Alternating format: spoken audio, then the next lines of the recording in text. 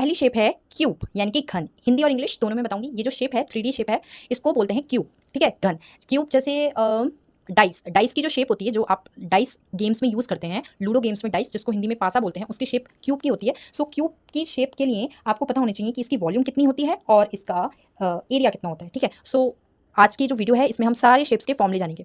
सो जो वॉल्यूम होती है वो होती है ए क्यूब की। इट मीन्स इसकी जो साइड है वो सारी कितनी है, ए। ये जो है वर्ग का ही स्क्वायर का ही 3D शेप है, जिसको हम क्यूब बोलते हैं। तो अगर इसकी साइड्स ए हैं, सो इसका जो वॉल्यूम होगा वो होगा ए क्यूब। अब बात आती है इसके एरिया की। तो एरिया जो होते हैं 3D शेप में वो 2 टाइप्स के होते हैं। इट मीन्स 2 टाइप्स के एरिया होते हैं। एक होता है CSA और एक होता है TSA। CSA का मतलब होता है कर्व सरफेस एरिया और TSA का मतलब होता है total surface area. So CSA of cube is 4A square and TSA of cube is 6A square.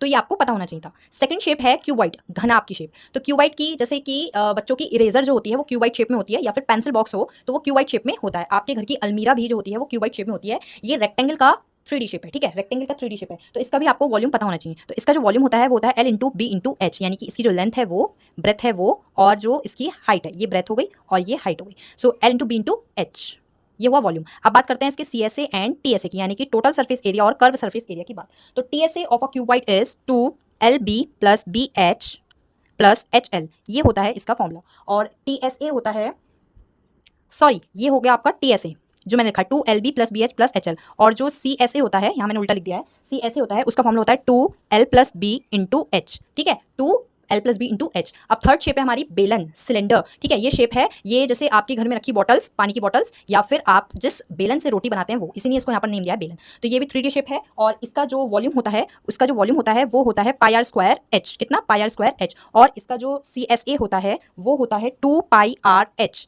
ठीक है, और TSA जो होता है वो होता है 2 पाई आर ब्रैकेट में H प्लस R। ठीक है, तो curve surface area is 2 pi r h और total surface area is 2 pi r bracket में H plus R। Fourth shape होती है आपकी कोन की, शंकु की। तो ये जो शेप है, ये ट्रायंगल की 3D फिगर है, ये होती है आपकी कोन। जिस तरह से आइसक्रीम की कोन होती है वो, और जो बच्चों की बर्थडे कैप्स होती हैं, वो जो फिगर होती है, जो शेप होती है, वो होती है कोन की। सो कोन का जो वॉल्यूम होता है वो होता है 1/3 पाई आर स्क्वायर एच। ठीक है, 1/3 pi r square h. And the CSA of cone curve surface area is pi r l,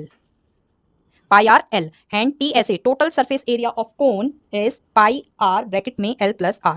सो ये फॉर्मूले हैं और ये सारी चीजें आपको पता होनी चाहिए। पाई की वैल्यू 22/7 होती है। R जो है इस कोन की रेडियस है, R जो है वो क्या है, इस कोन की रेडियस, और साथ ही साथ L जो है इसकी यहाँ पर ये इसकी डायगोनल लेंथ है R L। ठीक है, ऐसे ऊपर यहाँ पर जो H है वो इस सिलेंडर की हाइट है, R जो है वो इस सिलेंडर की रेडियस है। ठीक है, सो ये सारी चीजें आपको क्लियर